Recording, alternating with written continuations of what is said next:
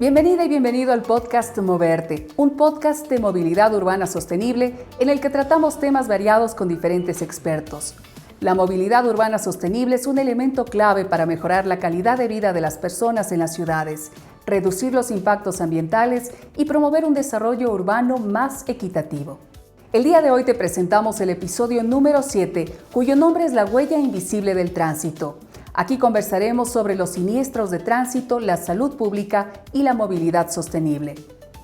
Nuestra moderadora es Isabel Escobar, asesora en materia de desarrollo urbano y gestión de movilidad en Riobamba. Gracias, Lore. Bienvenidos y bienvenidas a Moverte, el podcast donde conversamos sobre movilidad urbana sostenible. El día de hoy tenemos un tema muy interesante. Abordaremos los siniestros de tránsito, la movilidad sostenible y la salud pública.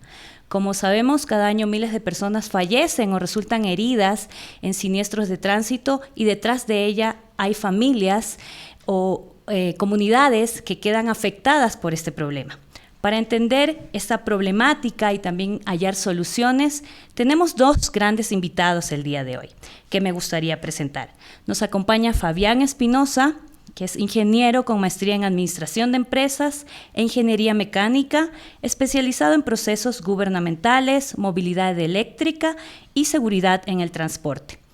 Ha trabajado como consultor en modelos de gestión para la reconversión del transporte y en proyectos con organismos internacionales como el BID y Corva. Asimismo, también nos acompaña Andrea Flores Andino. Ella es abogada, especializada en normativa del transporte terrestre y políticas públicas de movilidad. Ha ocupado cargos clave en el sector público, incluyendo la Secretaría de Movilidad del municipio de Quito y gerente del Metro de Quito. Actualmente coordina en Ecuador la iniciativa global de Bloomberg Philanthropies para la seguridad vial. Bienvenidos, Fabián y Andrea, muchas gracias por acompañarnos. Hola Isa, muchas gracias. Hola Fabián. Hola, muchas gracias. Gracias por la invitación. Gracias a ustedes. Vamos a entrar un poco ya en la conversación y en ese sentido me gustaría preguntarle a Andrea, ¿qué reflejan actualmente las estadísticas sobre los siniestros de tránsito en nuestro país? Bueno, Isa, como tú lo has dicho, en realidad hablamos de un problema de salud pública, no es un problema de movilidad ni de tránsito, sino un problema de salud que afecta a millones de personas a nivel mundial. A nivel global, cerca de 1.19 millones son las personas que mueren cada año a causa de siniestros. Y Ecuador no es ajeno a esa realidad. En Ecuador tenemos los datos porque la iniciativa trabaja precisamente sobre evidencia y los datos nos muestran que en Ecuador es cerca de una persona la que fallece cada 2 horas en nuestro país. Eso quiere decir que hasta finalizar el día de hoy habrán muerto al menos 11 personas a causa de un hecho que podía haber sido evitado. El año pasado, en el 2025, cerramos los siniestros con el número de fatalidades con un número un poco leve, mayor al 2024 de 2.153, pero esa no es la cifra definitiva. En Ecuador es el único país que todavía reporta únicamente muertes en el sitio, es decir, cuando hay un siniestro, si la persona fallece en el sitio, lo reportas como fallecido a causa de un siniestro. Pero si esa persona fallece después en una casa de salud o en un hospital, esa cifra desaparece. El INEC publicó esas cifras definitivas ya el año anterior y en el 2024 excedió de la cifra oficial, que fue cerca de 2.100 fallecidos, superó los 4.180 fallecidos. Entonces, en Ecuador, la segunda causa de muerte son los siniestros de tránsito, únicamente seguidos por los homicidios, es decir, que vivimos un escenario de violencia en todos los espacios y nos encontramos ante hechos que son totalmente evitables, que no son accidentes, son hechos que tienen causas totalmente identificables sobre las cuales debemos trabajar desde distintos espacios, empezando con la concientización que los ciudadanos deben tener sobre este aspecto. Wow, muchas gracias, Andrea. Esta cifra súper alta, 1.19 millones de personas en el mundo, creo que nos impacta a todos y todas. En este sentido, también me gustaría que Fabián nos comente un poco cuál es la principal causa de muerte asociada a temas de movilidad y por qué se produce. Bueno, luego de los datos que nos dio Andrea, uno queda realmente asustado de este tipo de situaciones, y más pensando que detrás de cada número hay una familia, el círculo de pobreza que se genera. Un dato también interesante allí sería de incorporar que las muertes normalmente se dan en la noche, la mayor cantidad de muertes se da en la noche, 1, y 2, que se da entre 20 y 29 años, es decir, el momento en el que tienes tu mayor capacidad de trabajo, cuando tú empiezas a trabajar, cuando tienes una familia, etcétera.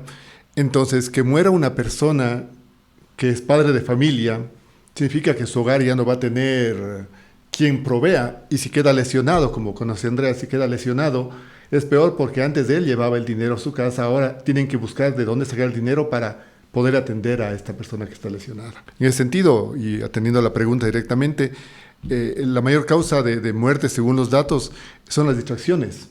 Son estar en el teléfono, estar en el celular, o simplemente se quedaron dormidos, y a eso tienes que sumar los excesos de velocidad.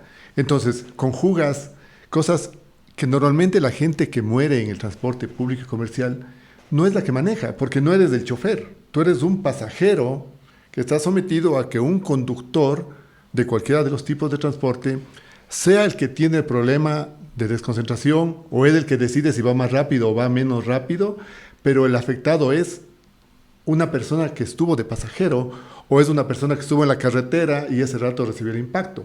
Entonces creo que a todo este proceso de la muerte de la gente hay que incorporarle las razones y además que muchos de los casos, o muchísimos de los casos, habría que ver la estadística, cuántos eran simplemente los pasajeros y no los conductores.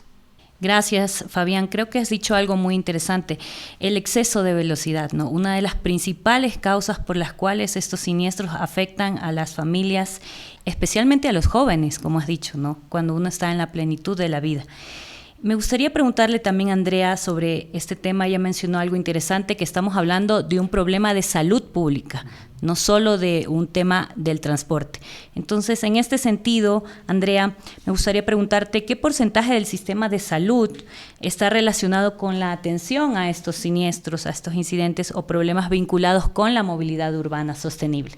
Bueno, en Ecuador no tenemos datos oficiales desde el sector salud y es justamente porque se ha concebido el problema de los siniestros como un problema de tránsito, como un problema de movilidad. Entonces, sabemos que la mayoría de siniestros, por ejemplo, en ciudades como Quito, los lesionados por siniestros se concentran principalmente en 6 casas de salud. Si no se tienen los datos exactos es porque no ha habido ese compromiso también desde este sector donde se pueden adoptar políticas públicas para poder cambiar esta realidad.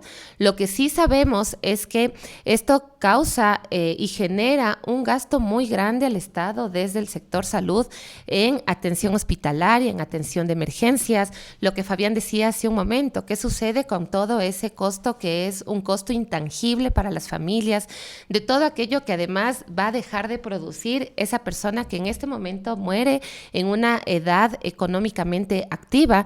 No se diga los niños, por ejemplo, a nivel global, además, la principal causa de muerte de los niños son los siniestros de tránsito. Entonces, son personas que a veces no deciden estar ahí porque un niño no decide salir a caminar solo, no decide subirse a un vehículo, es un adulto el que toma la decisión por él de cómo se desarrolla ese niño en la ciudad y después se ve expuesto a este tipo de contingencias que le puede costar la vida. Entonces, a nivel salud, ¿por qué es un problema de salud pública? Justamente porque nos enfrentamos ante una pandemia que no está tomada con el mismo carácter alarmante con el que tomamos otro tipo de casos, como por ejemplo cuando ocurrió el COVID. Los siniestros de tránsito actualmente matan más personas que el mismo coronavirus y sin embargo no hay una política pública clara, no solo en nuestro país. Esto es un problema regional, es un problema global, esto dejando de lado además a todas las personas que quedan lesionadas, porque estamos hablando sí de fatalidades y de las personas que en este momento mueren, pero a nivel global es el número de fatalidades relacionado con el número de lesionados es 50 veces mayor el número de lesionados frente al número de fatalidades. Entonces, ¿cómo afecta eso en la calidad de vida de la gente? Y cómo además esto se convierte también en un problema de género, porque si las principales víctimas son los hombres, cuando los hombres fallecen o quedan lesionados, todas esas tareas de cuidado quedan a cargo de las mujeres. Entonces, estamos, como Fabián menciona, en un círculo de pobreza, lamentablemente generado nuevamente por hechos que podían haber sido evitados. Y yo creo que deberíamos incorporar también, hay unos estudios que se desarrollaron justamente en Washington y en México, participamos de unos estudios en donde veíamos los costos de la no seguridad. Y es increíble, pero están en el orden del 6% del PIB para un país como el nuestro.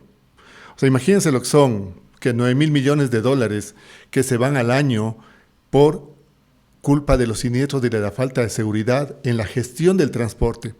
Porque volvemos a caer en lo mismo. Ok, muere el conductor, muere la gente, pero la gente no decidió que el conductor vaya rápido, que se quede dormido, tantas cosas que pueden pasar. Pero estamos abocándonos a un problema de salud que ya va a ser un problema económico de los países, donde una inversión de los países simplemente en las capacitaciones que tanto hemos conversado, en la prevención, debería estar enfocado hacia ello, pensando en que son 6% del PIB, que el 1% del PIB lo designen para este tipo de procesos de mejoramiento de la gestión del transporte, estaríamos haciendo un gran favor al país y no estaríamos en problemas de los hospitales, porque como dice Andrea, tú pides un dato de cuántas atenciones de siniestros de tránsito atendió el Ministerio de Salud Pública y la respuesta es... Sí. No hay el dato exacto. Esta es la respuesta. Lamentablemente no hay el dato Esa es la exacto, respuesta. Entonces, claro, si tú no tienes ese dato, no tienes el dato del costo. Y si no tienes el dato del costo, ¿cómo tú puedes decir al Ministerio de Economía y Finanzas, al Ministerio de Economía y Finanzas, ahórrate eso y pon plata para hacer este tema de gestión? Entonces yo creo que este tipo de podcast y todo que nos permiten contar mucha estadística. La estadística podemos tener cualquier cantidad, pero yo creo que tenemos que ir ya abordando temas donde vamos a dar soluciones, lo que hace Bloomberg, la iniciativa, bajemos la velocidad. Pero ¿quién puso el dinero para esos radares? ¿Quién puso eso? Y acuérdate que son 6,000 millones de dólares. Los radares, ¿qué costarán? $1,000 entre todos, $2,000 entre todos, versus 6,000 millones de dólares. ¿Cuántas vidas podemos salvar? Sí, muchas gracias, Fabián. Yo creo que es importante lo que han mencionado porque estamos hablando también de un aspecto económico que afecta también al Ecuador en este caso. Pero también me llamó mucho la atención porque Andrea menciona que puede ser evitable. Es decir, los que nos escuchan deben saber también que estas siniestralidades se pueden evitar y hay maneras de hacerlo. Entonces me gustaría preguntarle un poco a Andrea, ¿qué sugiere o qué nos puede comentar también desde su experiencia con la iniciativa Bloomberg?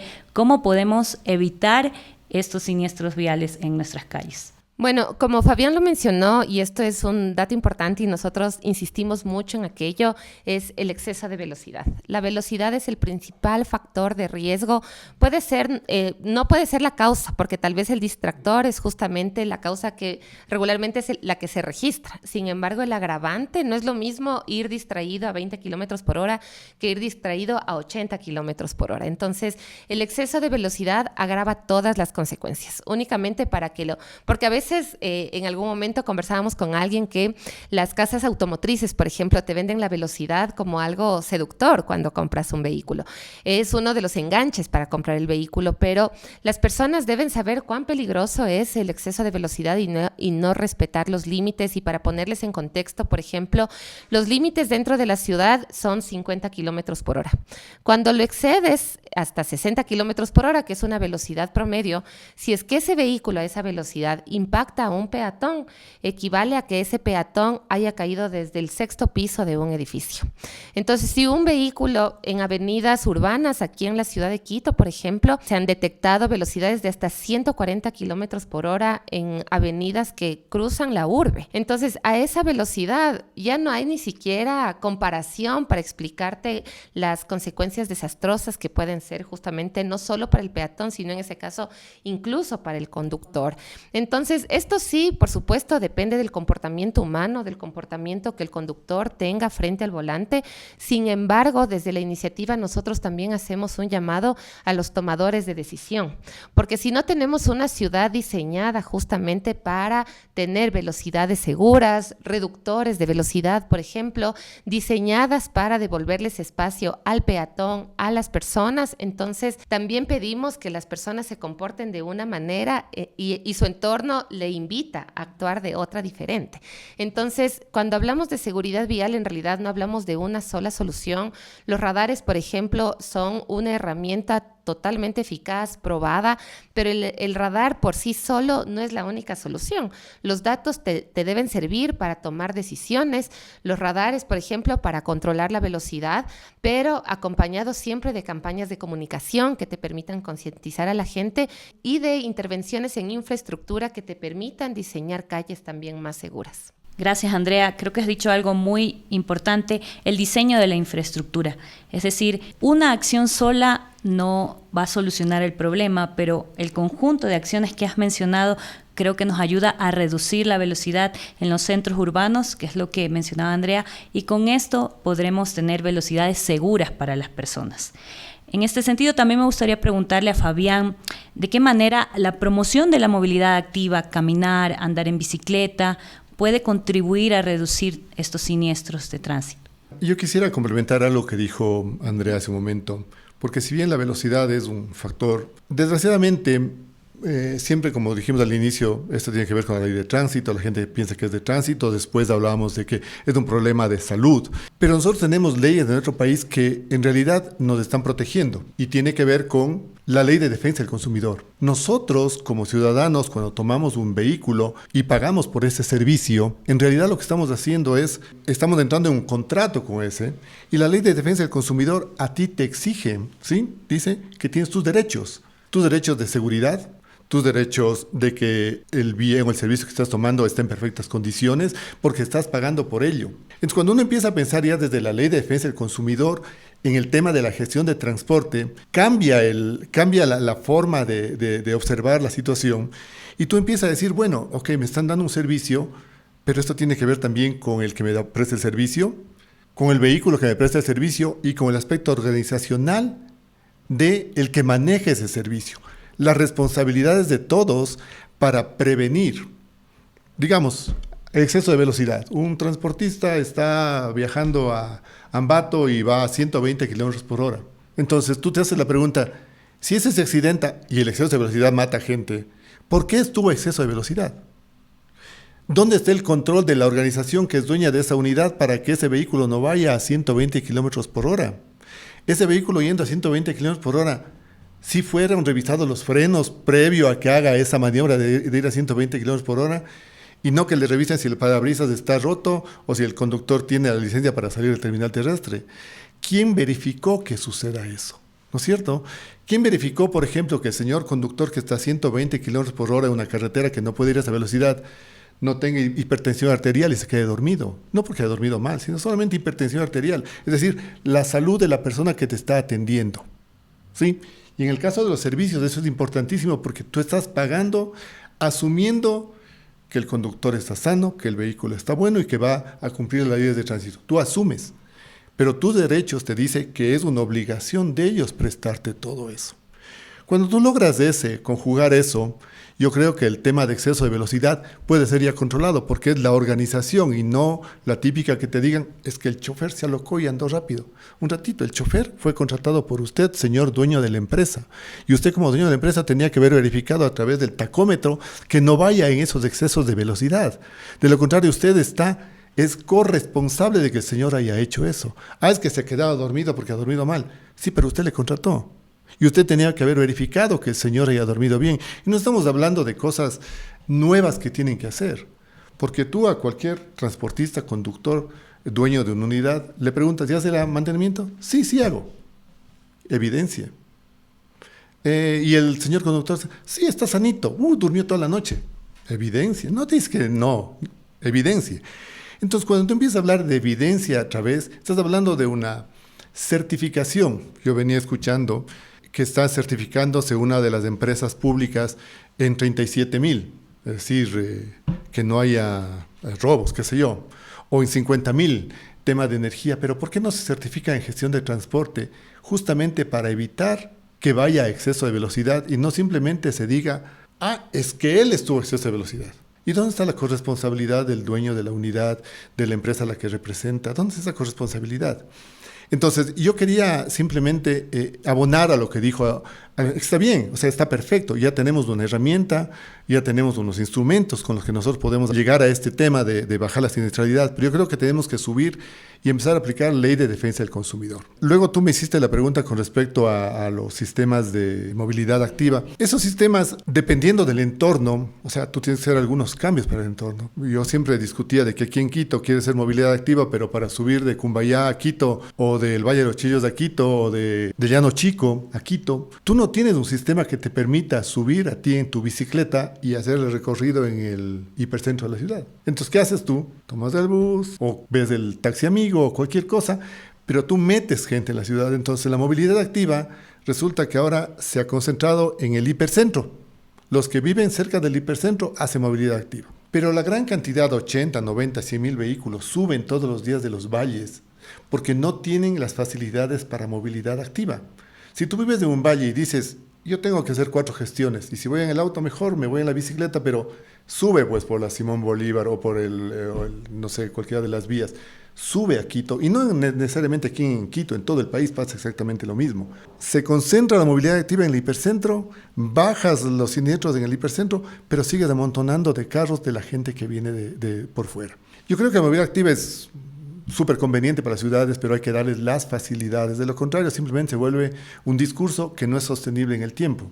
Y eso es lo que tenemos que buscar, que todo lo que tenga que ver con la movilidad, con la baja de siniestros, sea sostenible en el tiempo. Gracias Fabián, muy interesante. Ya vamos cerrando esta súper interesante conversación y me gustaría que cerremos con una pregunta general.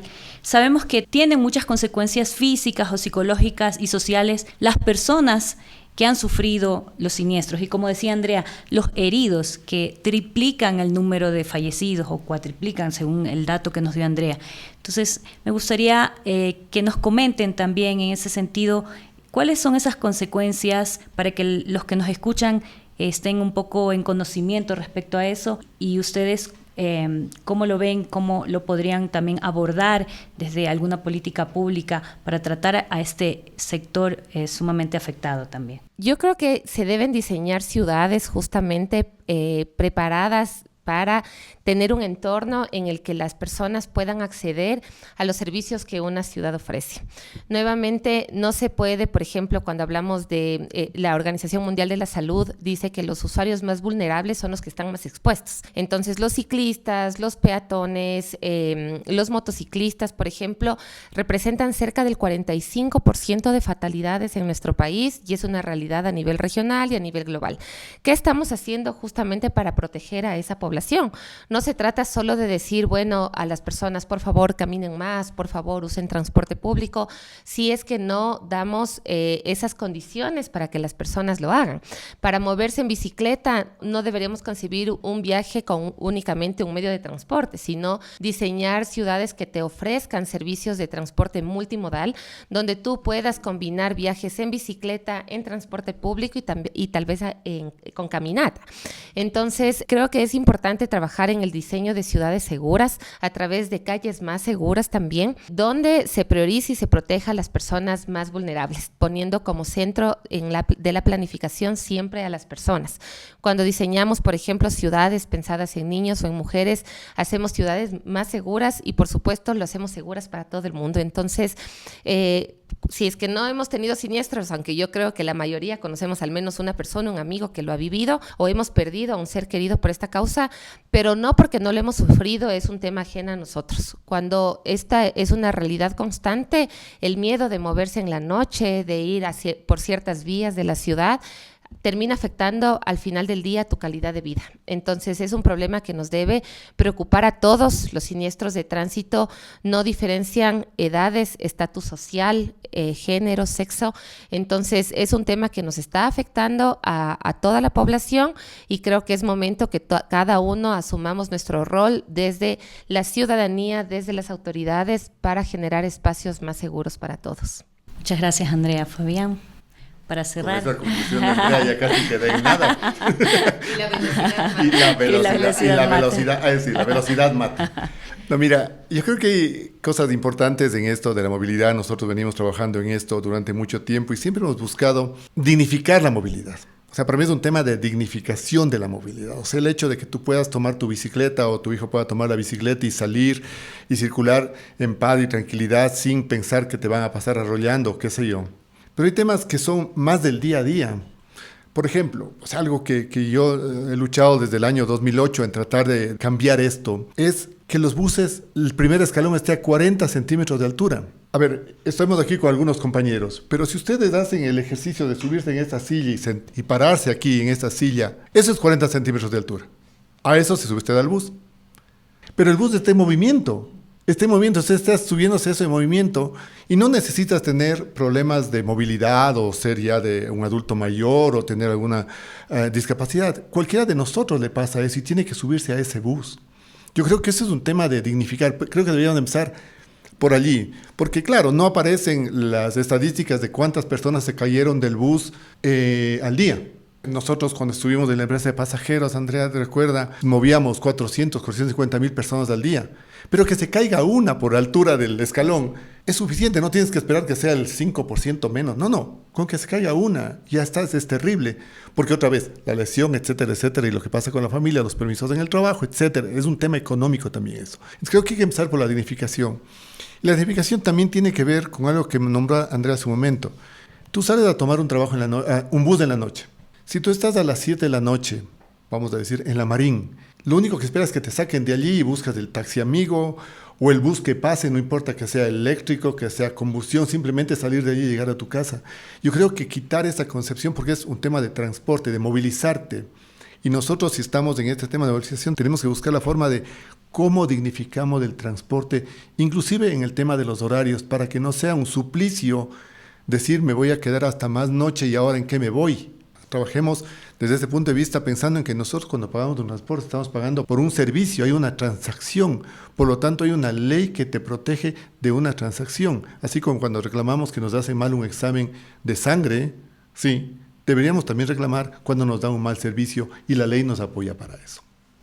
Gracias, Fabián. Gracias, Andrea. Creo que para terminar me gustaría decir dos palabras claves que han dicho: la dignificación del transporte y el diseño de ciudades seguras. Creo que eso es lo que hemos sacado como conclusión en este podcast, y yo le agregaría que toda vida importa. Como dice también Fabián, no esperemos a que pase algún familiar cercano para actuar. Todos estamos caminando o usando el transporte público en la ciudad, entonces todos podemos en algún momento sufrir un siniestro de tránsito.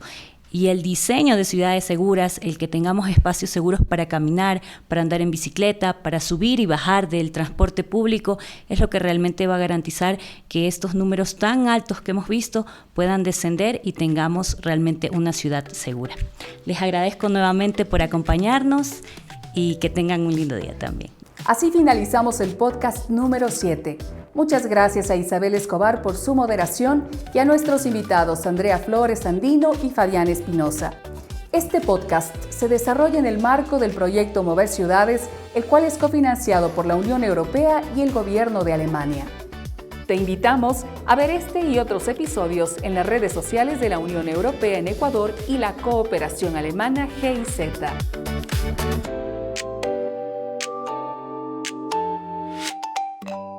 Move it, move it, move it, move it, move it.